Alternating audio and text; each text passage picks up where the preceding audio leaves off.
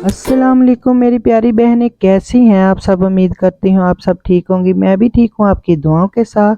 तो आज मैं बहुत ही मज़े की रेसिपी लेकर आई हूँ जो कि है पास्ता रेसिपी। पास्ता हम बहुत ही फास्ट तरीके से बनाएंगे जो कि झटपट से बन जाएगा। तो उसके लिए हमने इंग्रेडिएंट तैयार कर लिए हुए हैं जिसमें शिमला मिर्च, गाजर और बंद गोभी है, और साथ ही हमने पास्ता के लिए पानी भी ऐड कर दिया है।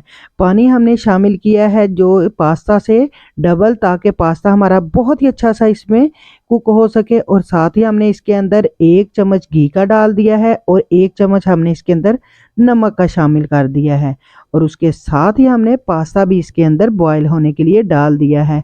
पास्ता खुद ही आस्ता आस्ता ये इसके अंदर सेट हो जाता है। अगर आपकी देचकी छोटी है तो ये खुद से ही सेट हो जाएगा। इसको तकरीबन हमारे 10 मिनट लगेंगे और बहुत ही अच्छा ये हमारा पास्ता बॉयल होकर रेडी हो जाएगा।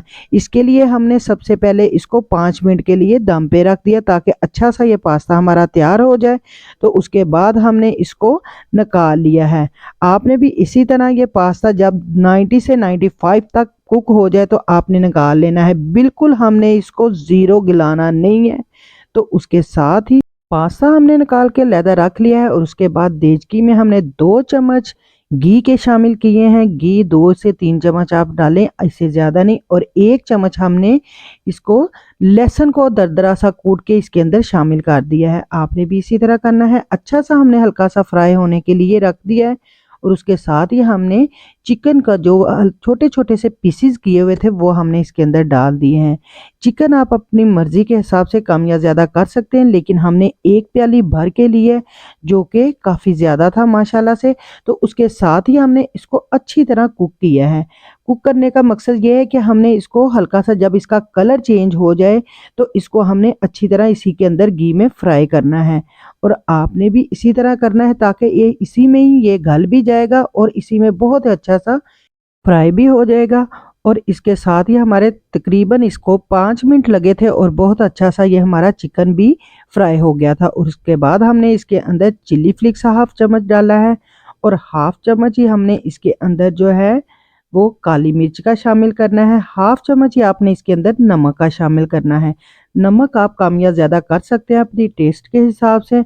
तो उसके बाद हमने अच्छी तरह इसको मज़ीद हमने इसको पका लेना है ताकि हमारा मसाला भी अच्छी तरह इसके अंदर फ्राई हो सके।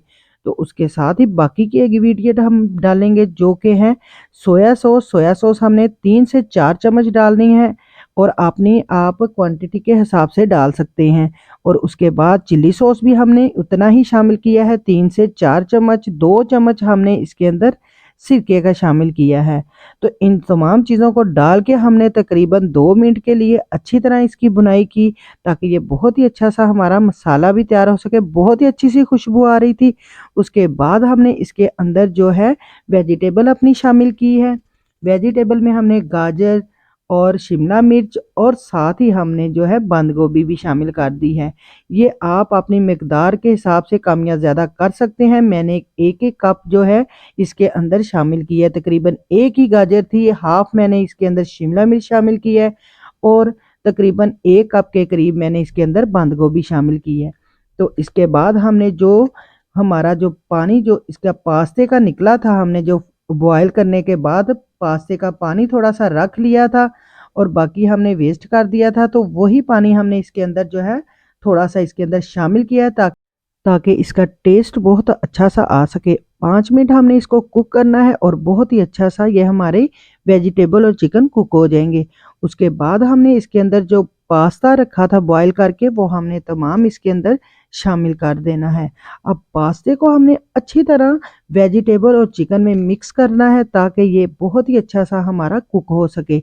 तकरीबन हमने इसको 5 मिनट हल्की आंच पर अभी हम इसको दम पे रखेंगे और बहुत ही अच्छा सा हमारा ये पास्ता बन के तैयार हो जाएगा।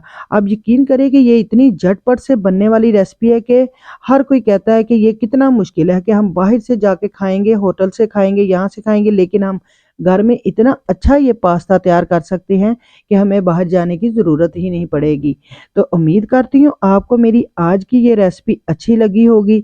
अच्छी लगी है तो प्लीज़ मेरे चैनल को लाइक करें, सब्सक्राइब करें और आगे दोस्तों को शेयर करें, ताकि मैं नई आने वाली रेसिपी आपके साथ शेयर कर सकूं और आपके साथ मैं ये मिलके बना सकूं। तो इसी के साथ ही मैं आपसे इजाज़त चाहती हूँ, फिर मिलेंगे नई रेसिपी के साथ। तब तक के लिए अल्लाह हाफिज़।